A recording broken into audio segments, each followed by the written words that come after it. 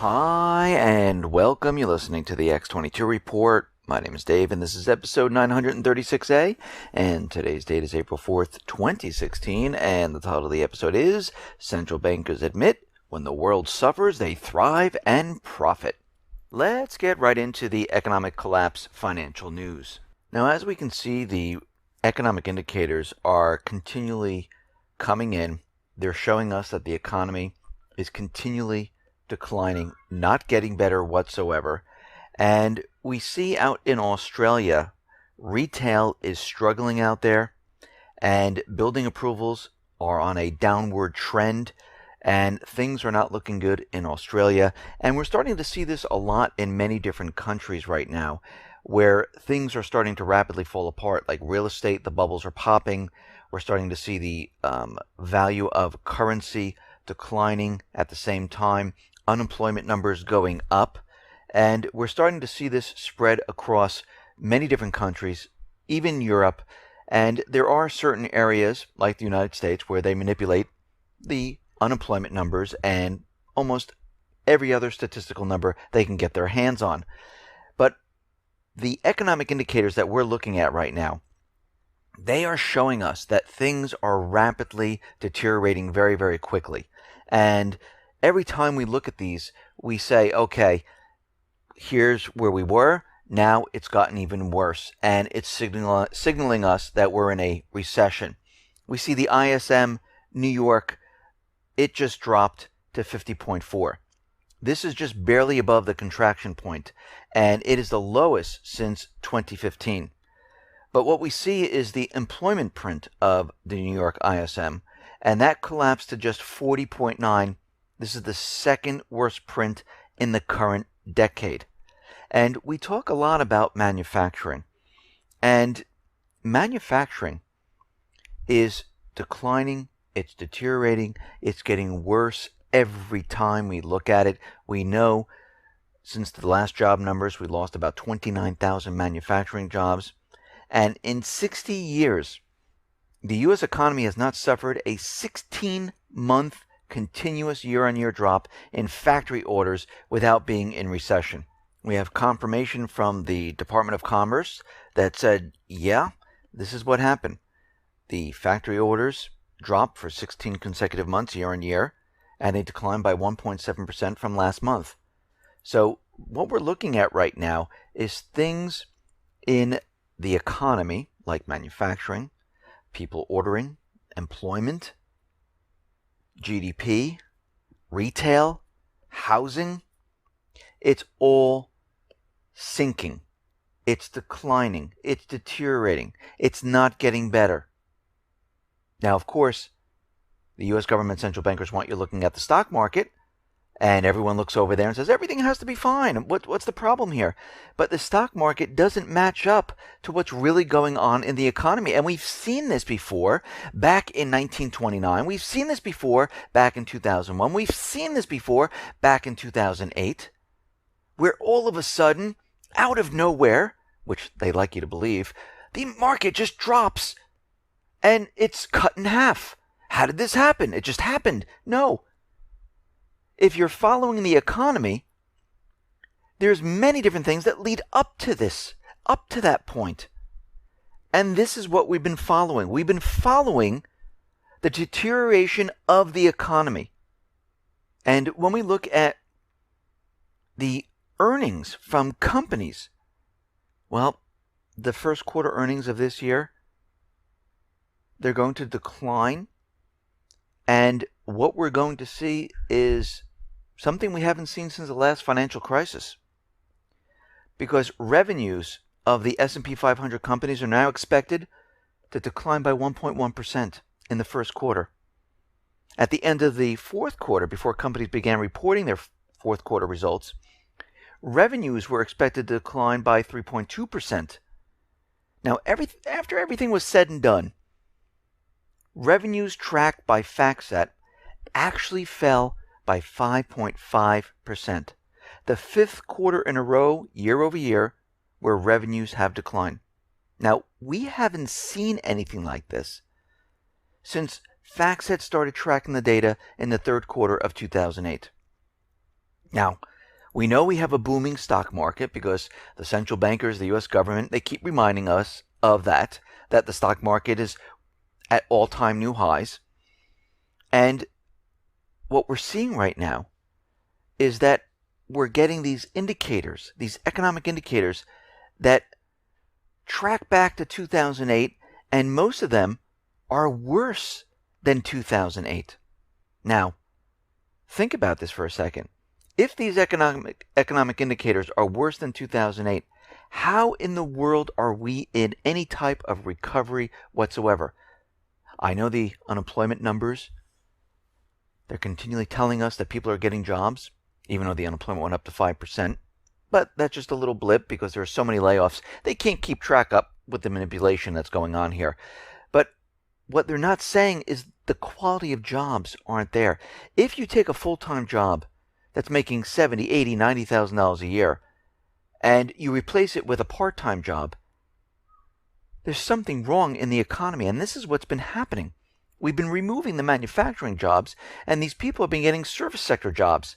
And they can't survive on one. They need to get 1, 2, 3, 4. And once they get 1, 2, 3, 4, those are counted as 1, 2, 3, 4 full-time jobs. And this is why we have this illusion right now. But they don't want to talk about that. Now, despite the market continually booming and everything fine, we see the IPO market is in the worst shape since 2009. And what we're seeing is a lot of things don't match up with the central bankers' manipulated statistical information. And this is getting worse and worse as time goes on. And they're going to have a very difficult time keeping this going. Now, very interestingly, the IMF president, Christine Lagarde, admitted that for the IMF, and this is for any central bank, because this is how central banks work, they profit on debt, on the interest on the debt. That is their product. For the IMF to thrive, the world has to go downhill. So she added that when the world goes well, and we've had years of growth, as was the case back in 2006, 2007, the IMF doesn't do that well, financially and otherwise, because you're not taking out loans, you don't owe this money to the central bank, they can't step into the country and buy up all the assets on pennies on the dollar. And what she's saying is, once the world deteriorates to a point where they can't make it on their own, and they need to continually borrow and borrow and borrow, this is when the central banks really, really thrive, because they're able to capture all the physical hard assets. They get to rape and pillage countries. And at this point, we can see the world is flooded with debt. And at this point, the central banks are capturing all of these hard assets, and they always do this right before the entire system collapses, because they don't want to be stuck with all this paper and ink. That's worthless.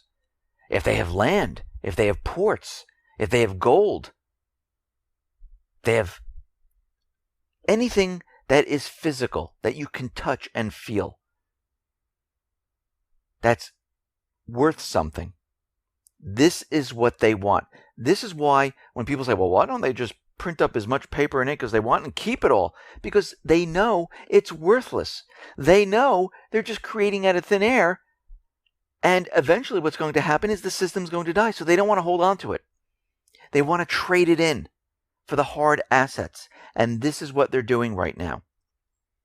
Now, we see today that there was an unprecedented leak of what's called the Panama Papers. And there was something like 11 million documents. There are a lot of politicians, a lot of world leaders, a lot of companies, like 200,000 companies, foundations, trusts, and everything else that was thrown into here. And if you notice, there's many different agendas associated with this. And if you notice on the top of the list, they had like Putin, they had President Xi Jinping, and they had many other leaders going throughout this. They threw in some of the private Western central bank leaders just to as good measure. But we can see the agenda on this is not just one. There's many different agendas in this. One, again, going back to that operation where they're going to hit China, Russia, and make them look evil. This is part of it. The other agenda might be that this is maybe the signal that the war on cash has started. Because what they're saying is, look, these people are hiding cash. Maybe we should get rid of cash. Because if we get rid of cash, it'll be easier to track things. And we know there was a call to get rid of cash. And they're going to push this. And we can see right now, this, by pushing this and all this information out there, it's creating chaos. They have many different agendas associated with it. And if you notice, what's left off of all of this? That is American politicians. If you really look at the list, it looks like America is squeaky clean. No one deals in any type of criminal activity or anything like that. And we know all these world leaders are all the same. They're all hiding their money, keeping it safe in offshore accounts. But what's very interesting about this is the way they set it up, the way they presented it, the way the corporate media, the private Western central banks are pushing this. And we can see with this is many different agendas. And it looks like it's war on cash, because we know that bail-ins are coming and they need to remove cash from society. They need to lock it down. So the only way you can go and get your funds is to go to the bank electronically. And it's easier to lock it all down if you can't take it out physically. We see it's to demonize Russia, demonize China, demonize any other country. We see it's to cause chaos around the world, because you have to remember their main objective is to create events to spark certain things to cover up the economic collapse. And this is exactly what we're seeing at this point. And we can see at this time that they are starting and moving forward, trying to cover up this major collapse and put everything into place. Because we know out in Europe, we know Japan, they're all in negative interest rates. We know out there they're going to be getting rid of the 500 euro note. And that was just the start. We know here with Larry Summers, who wants to get rid of the $100 bill, to push negative interest rates, they really need to get rid of physical cash. Because why would you keep your cash in the bank if you're at negative interest rates? It makes no sense. You would take it out and place it somewhere else. You might even keep it physically or put it into gold and silver. They don't want that to happen. They want full and complete control. So we can see right now they're pushing their agenda, and they are preparing for what is coming. And that is a complete and utter collapse of the system. And this is why we see all of this occurring at this point. Listen, everyone, thanks a lot for listening. Be well, be safe, and especially be prepared. Thanks a lot.